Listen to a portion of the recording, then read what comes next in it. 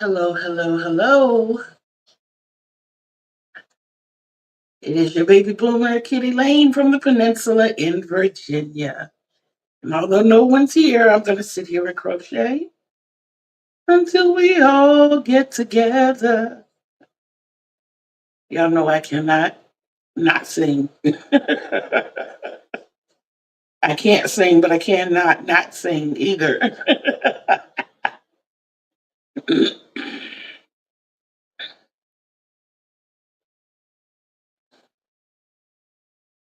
Today is promising to be a pretty good day, so.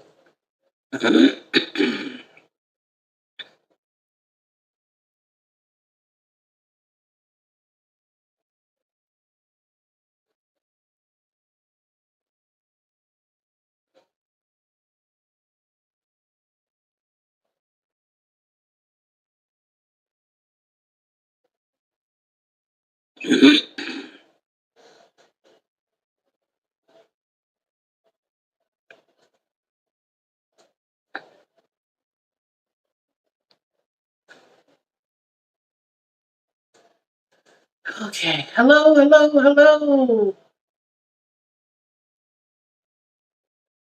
It is your baby boomer, Kitty Lane from the peninsula in Virginia.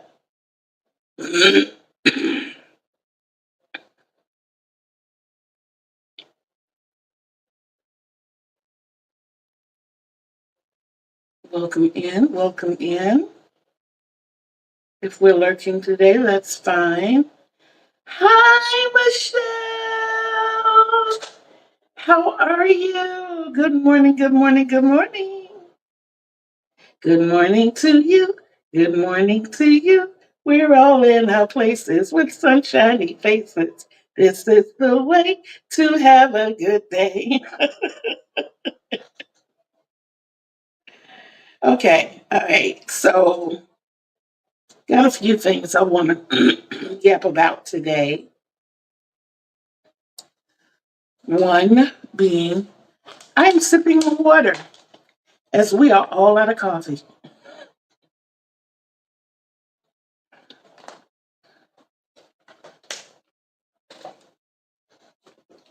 And yes, I have notes.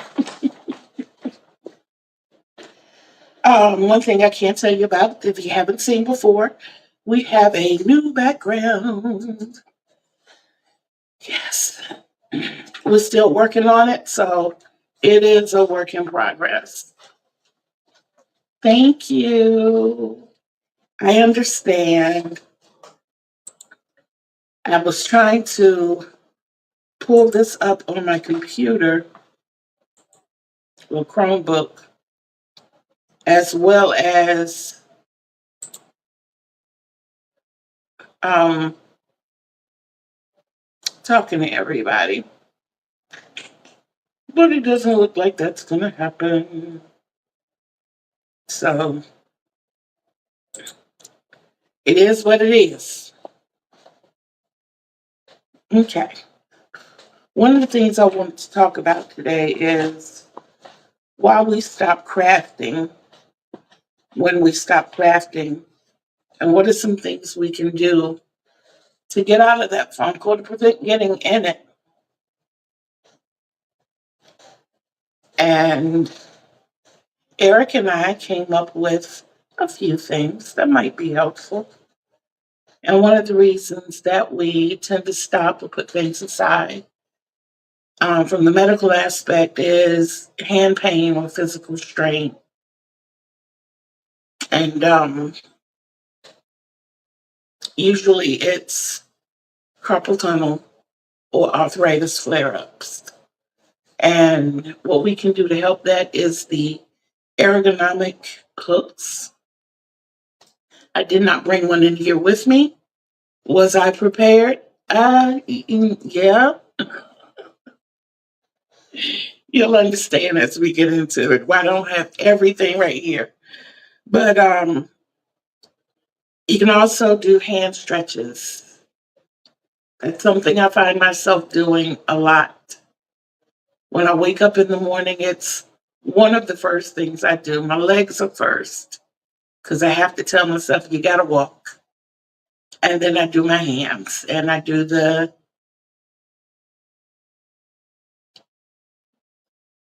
there you go. But that helps a great deal. I have had carpal tunnel repair on both hands. It was in the 90s, I think it was 95 when I had this one, and it was 2010 when I had this one done. It looks like I may have to revisit that sometime in the future. I'm starting to have a little bit of tingling in the fingertips. It usually starts in these two for me. And I know by the time it gets full in this one, it's time to go see the orthopedic. But it hasn't stopped me. And it's the left hand and not the right. And I'm a right hand crocheter. So I'm good for right now.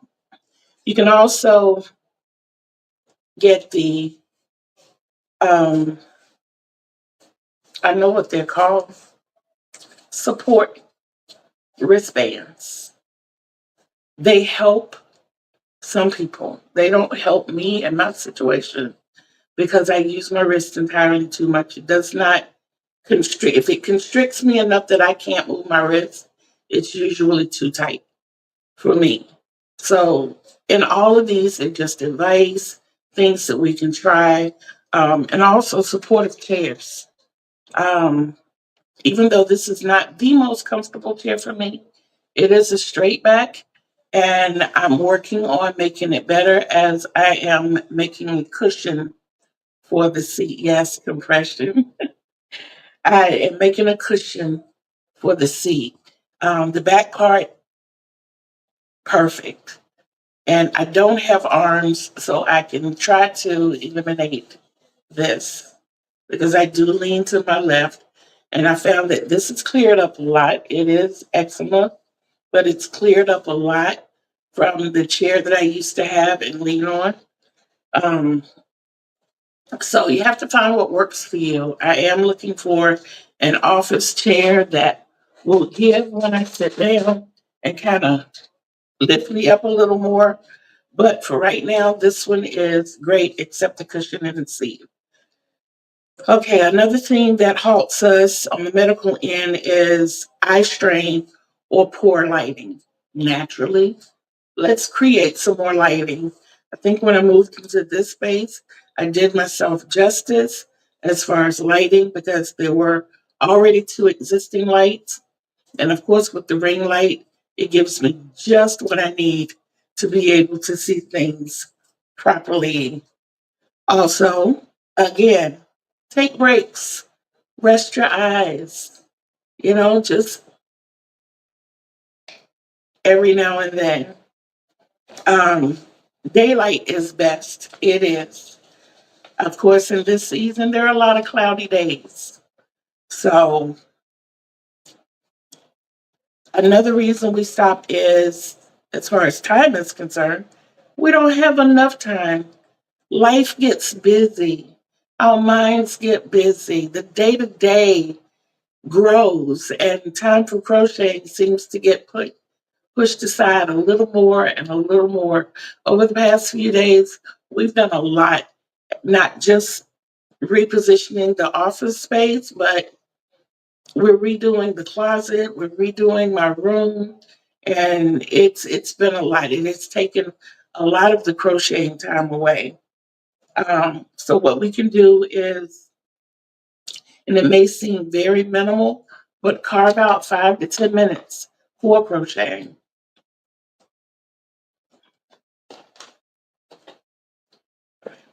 A perfect place to start. You can go to Audio Accessories, which is a channel here on YouTube. You can let it play, sit down, chill, relax, crochet for a little while, pick it up later, or you can let it play all the way through. The music there is absolutely phenomenal. I'm telling you, it really is. Another reason, and this one, I think it jumped out at me because this is so me, and it's too many whips. I got to the point that I was completely overwhelmed with the amount of whips that I had. And I had to make decisions as to whether or not I wanted to go ahead and complete them, if I wanted to forget them, if I wanted to get rid of them, whatever to do as far as those whips were concerned, because it was mind boggling. I told you all, I think I got up to 31. Well, in actuality, and going through the room, we found out it was closer to 50. Yeah, the 50 whips, and I'm that person talking about getting rid of yarn. So I assessed a lot of things. I did pass a few of them along to a fellow crocheter here in the apartment complex. And I did it with ease and grace. It did not make me feel bad in the slightest. I gave her the yarn to go along with it so that the projects could be completed. Oh, good morning, sis. How are you? But I gave her everything she needed to either complete the pattern that had already started or to scrap it, frog it and do something completely different if that's what she wanted to do. So that was fine. We do have two other crocheters in the apartment complex, and trying to get in contact with them to see if they're willing to take a couple of whips or even just one apiece. Anything to get that number down. There were a few that I knew I was not going to visit. I did not feel like frogging them.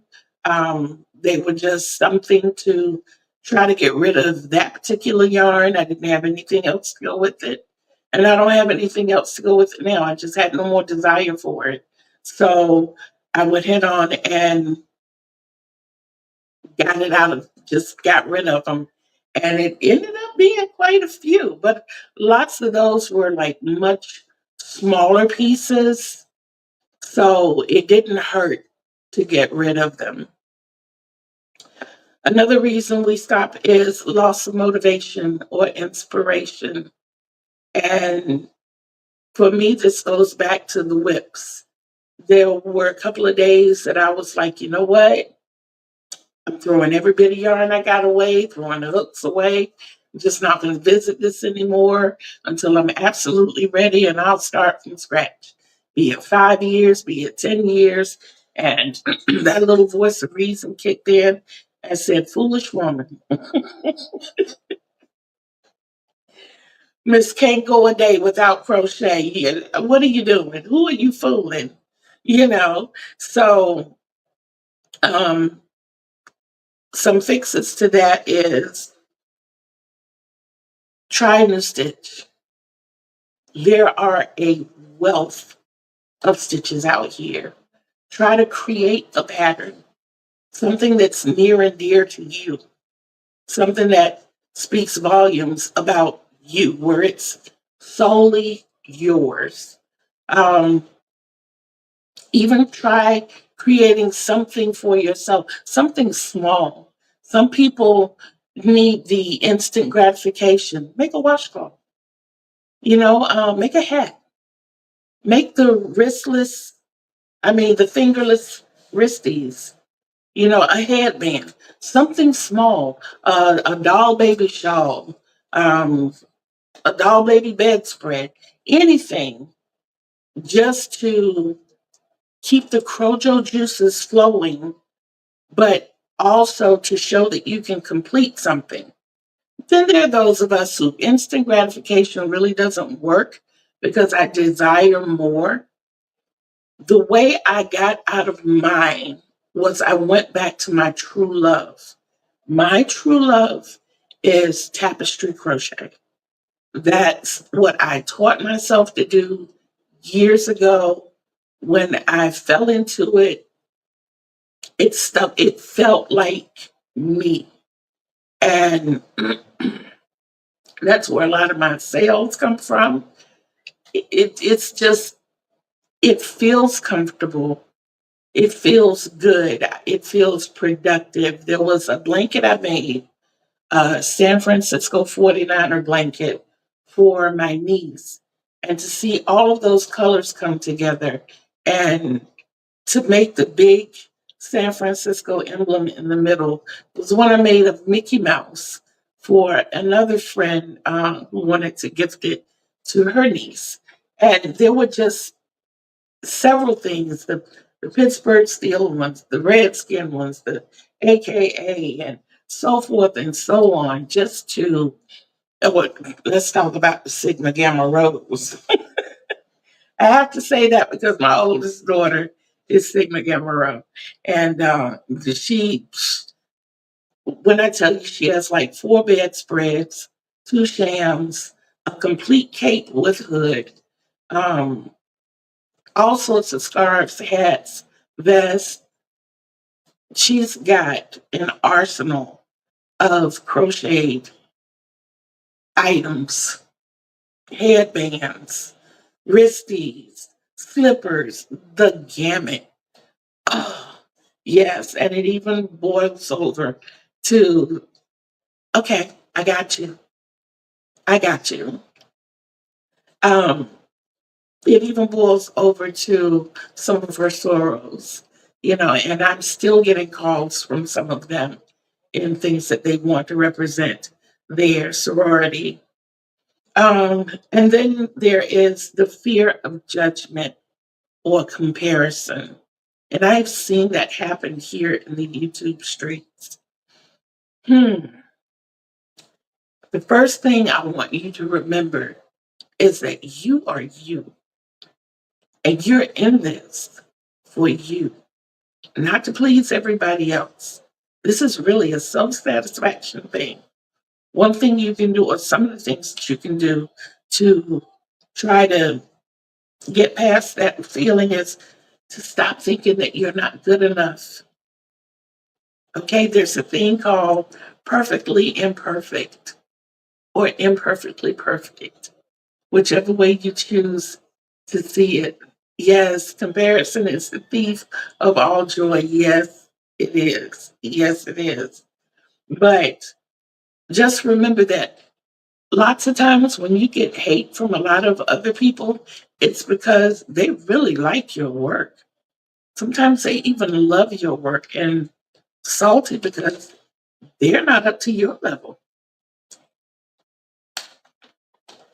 Think of it that way. Okay. The other is feeling like you're not productive enough.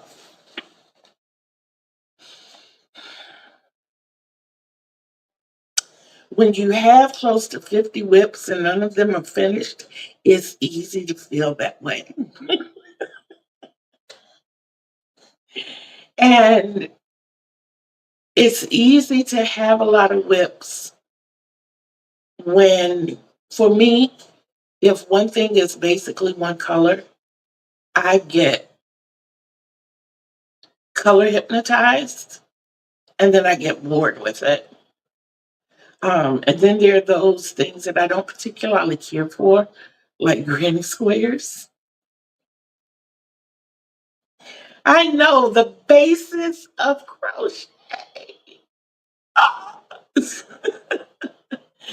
But so you all can see, this is still in existence. And there's a bunch of these things. And what I had to do to stop myself from getting bored with it, I went from the 9 little ones.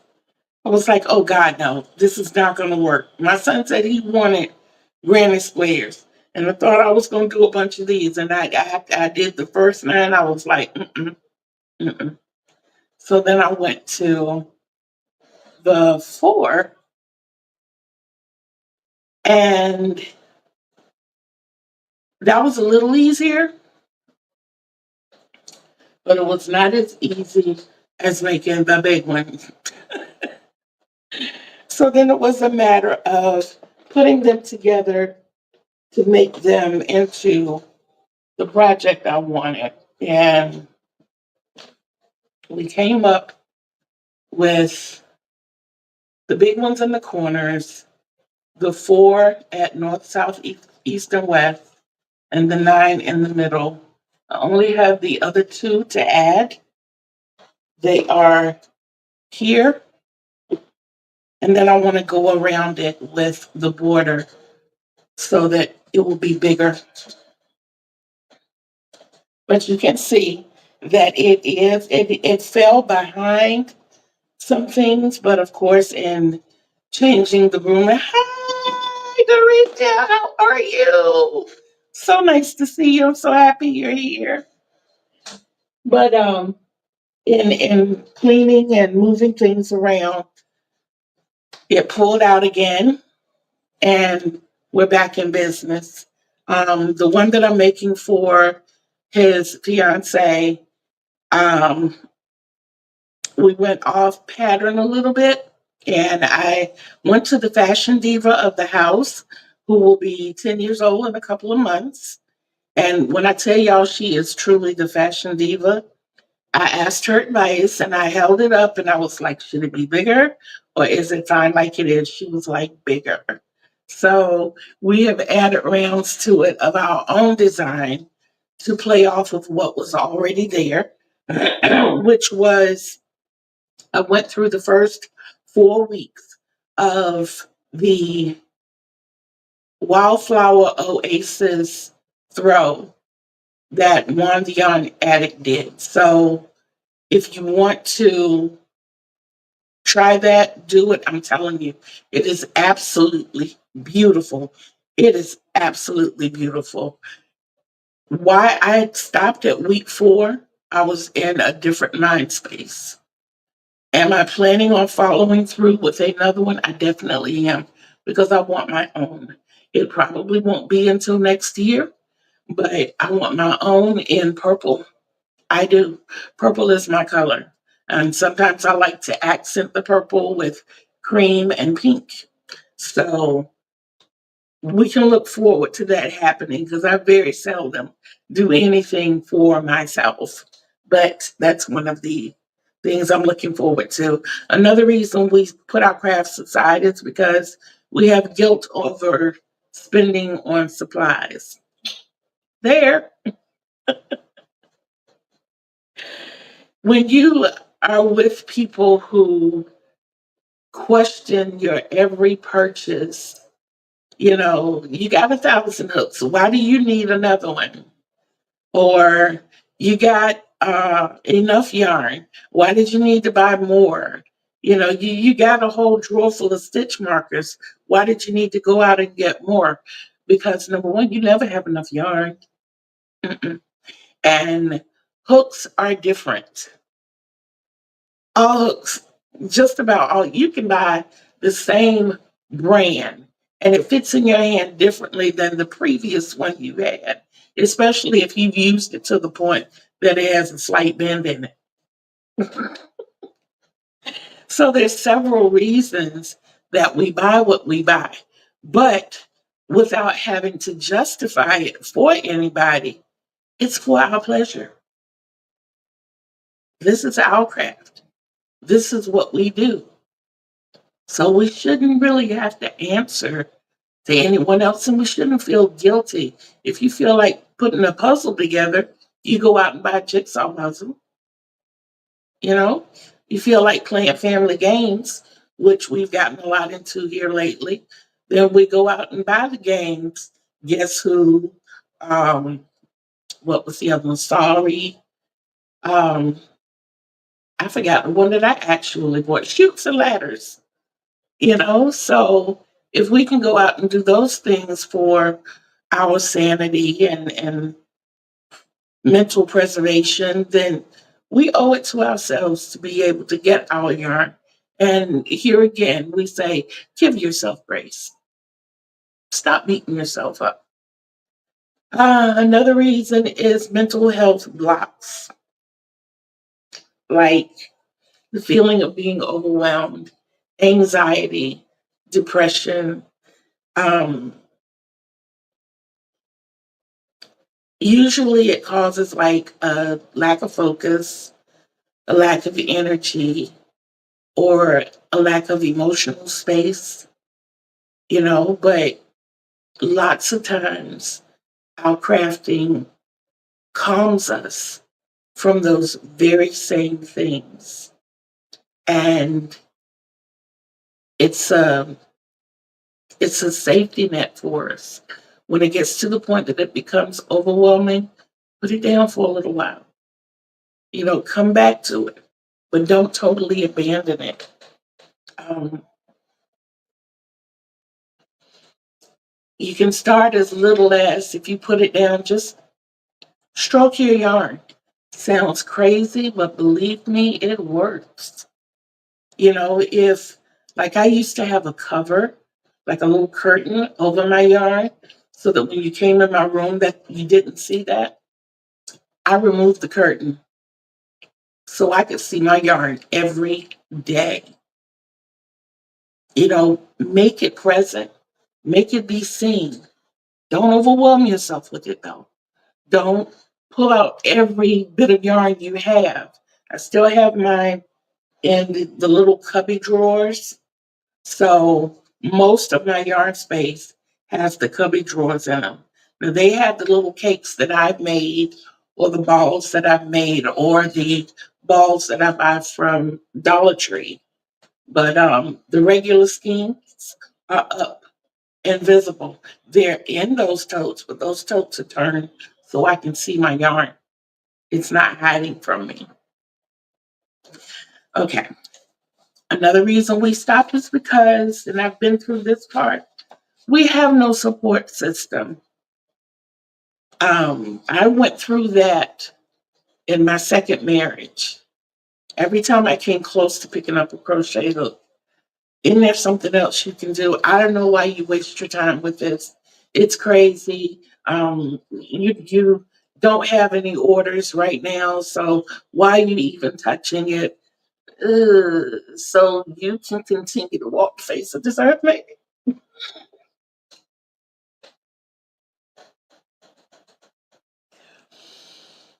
But when you don't have a support system, when I walked away from that situation and I came back home, and my mother was there supporting me every step of the way, my girls were there supporting me every step of the way. Um, I mean, when I tell you the support that I got renewed something in me, and whereas I taught myself tapestry crochet in 1999. At the time, I had 4 jobs, I was going to school, and I was raising 35 kids. Um, so when did I have time to crochet? Y'all, I used to carry the crochet. One of my jobs was driving cab. And I used to carry my crocheting with me in the cab when I'm sitting there waiting for a fare to come out, or if I had to sit and wait for them, or if I had to go to the stand and sit and wait for calls to come in. I went from driving cab to be a dispatcher. I was dispatching from 11 o'clock at night to 7 o'clock in the morning.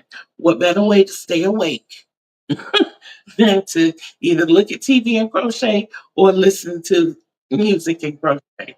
I mean, I had the time. I made it happen. So you can also do other things like join a crochet group.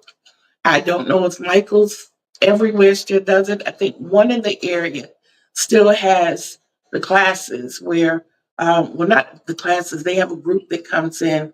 If I'm not mistaken, it's every Monday. I know it used to be every Monday and Friday, but I think they reduced it to every Monday. You could go in and they had their table spread out in the back. Sometimes they're working on the same thing.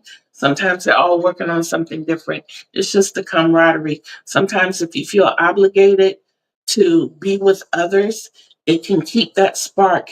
It can ignite, well, it can poof that spark just enough to bring that flame back up in you.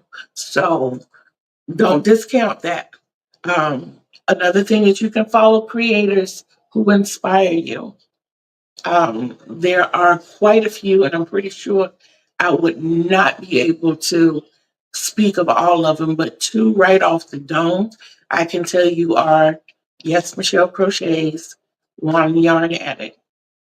Those are two right there that I can just sit and watch and crochet forever and ever, ever, forever, ever, forever, ever. Another thing that causes us to put it aside or put it down for a while is the lack of space and organization. That, along with my whip problem, was my problem. I found myself sitting in my bed every day because I was recording from my bed. It made everything simple.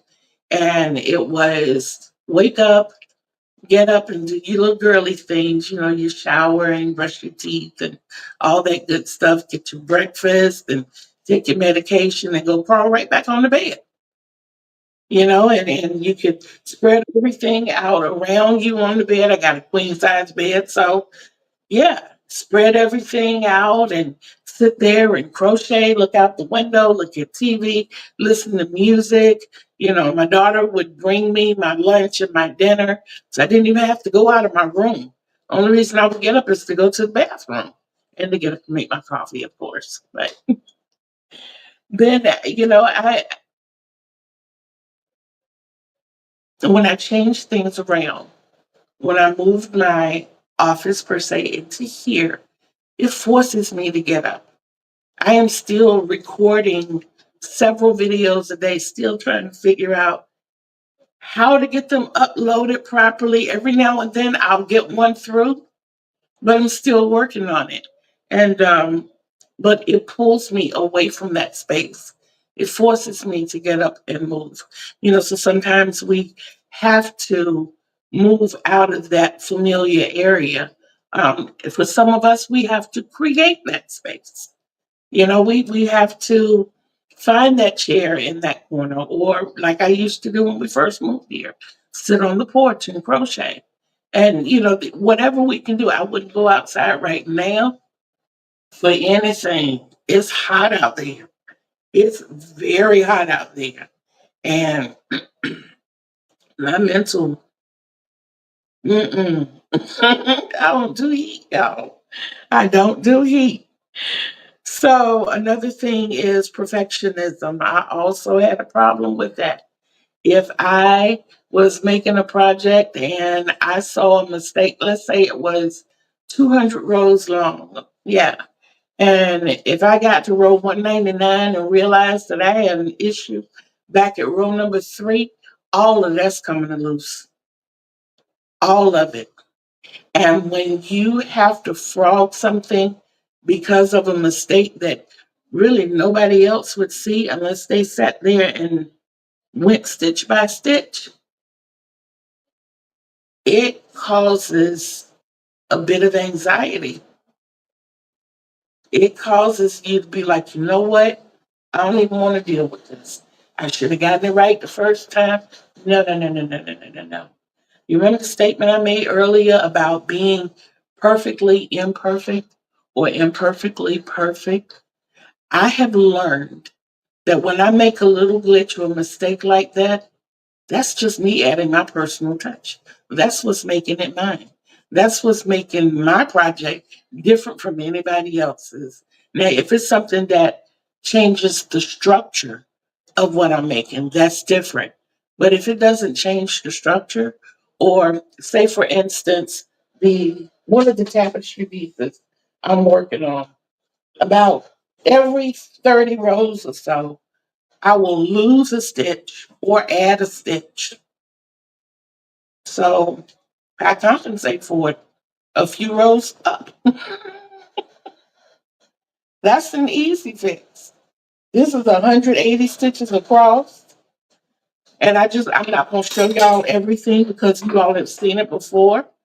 But you see, I finally have Dalen done. I have Dalen done. And I've started here with the GYS, which is the graveyard shift. And on this side, the GOR, which is goes to the roasted. So that's getting done as well. Yes, it is. Yes, it is. I dropped my wood. I sorry. I heard my hook moving. Now it's way over there. It's okay. That's like the kid that falls and you hear the little weepish voice that says, I'm okay. But yeah, so it's all about giving yourself grace, space, time. You know, you ultimately have to do you and love yourself. I can't tell you to not bite off more than you can chew because I'm notorious for that. Some people thrive that way, but in loving yourself, learn yourself. Learn what it takes for you. For some people, now if I have one project going only, I can tell you it's going to take me forever to do that. Nothing's going to get accomplished because I'm going to spend very little time with that one project, especially if it's a large one. Um, but when I have several projects going, I'm like, okay, well, you know, this week I can concentrate on this one, then I can do that one, I can work on that one. And I've gotten to the point where I'm working on 3 a day. That way I see the progress. And as I finish one, then I can start another. And I very recently finished one. I do not have it in here to show you, but I'm going to show you some. Okay, so keep those things in mind. Don't give up on your crafting. For lots of us, our crafting is our lifeline. It is the tool that we need to come back from those dark places. So don't let anybody take that away from you, and don't take it away from yourself. Okay, like I said, give yourself grace and remember that it's okay to be perfectly imperfect. Okay, all right.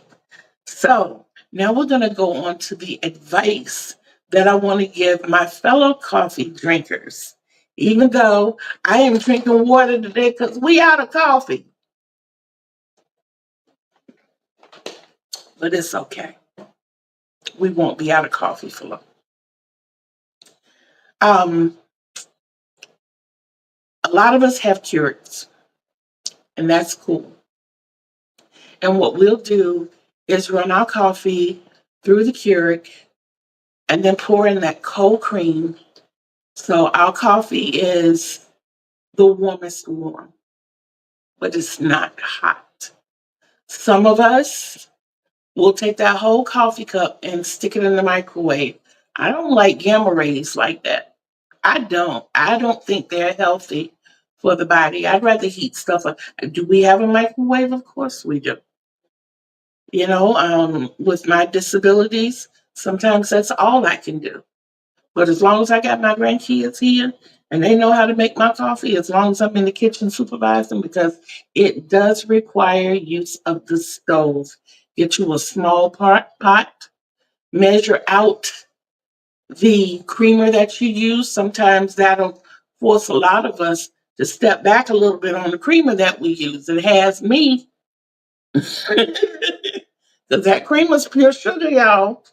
Even the sugar free. But I'm just saying, heat your creamer while you're making your coffee. That way, when you put those two hots together, it's still piping hot. So, one, yes, I'm talking to you, one.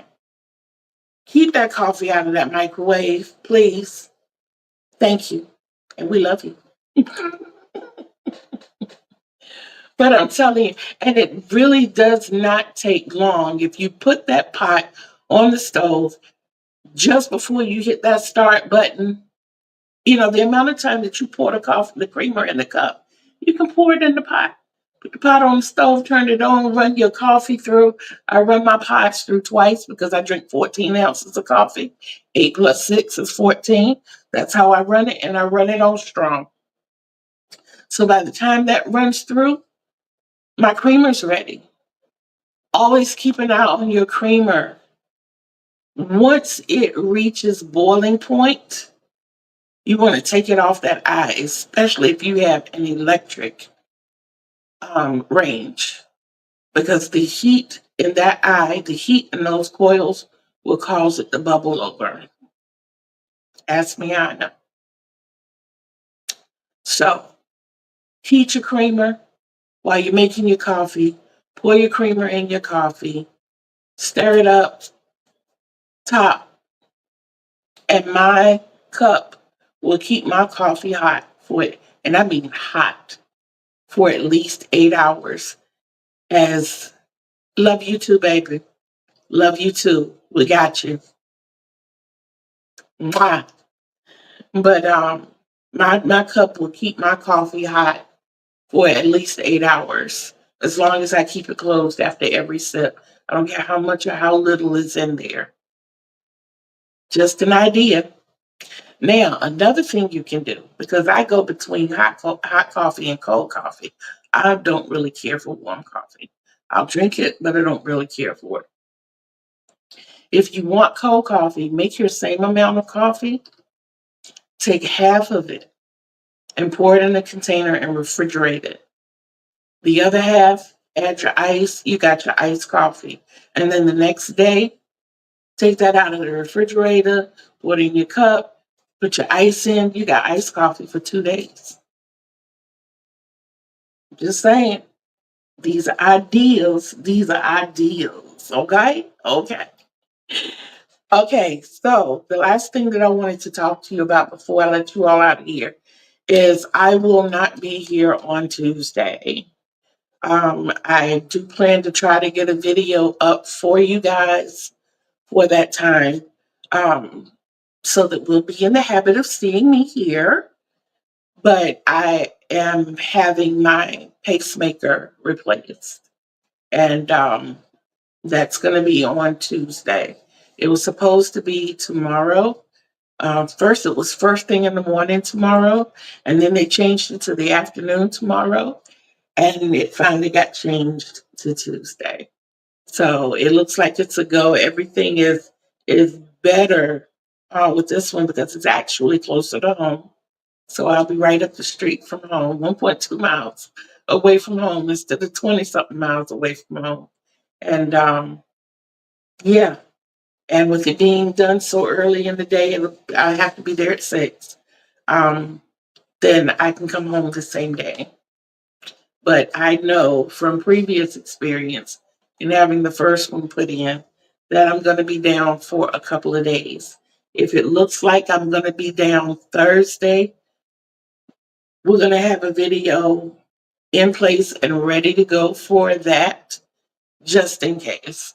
So I know that you will not be seeing me Tuesday, and you might not see me Thursday, but there will be videos in place so that you'll still see me.